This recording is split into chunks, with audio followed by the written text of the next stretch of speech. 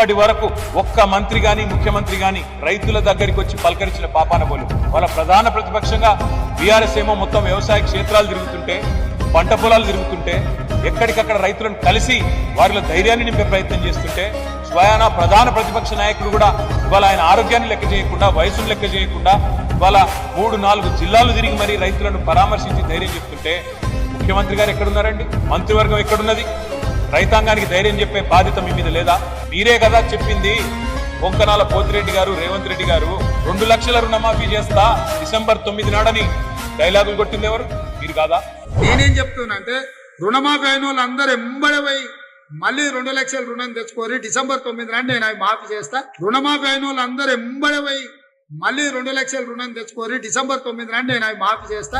ఎక్కడ పోయింది 2 లక్షల రుణమాఫీ? అందుకే రాష్ట్ర ప్రభుత్వాన్ని డిమాండ్ చేస్తా ఉన్నాం, 2 లక్షల రుణమాఫీ కూడా చేసి తీరాల్సిందే. ఇన్నాళ్ళు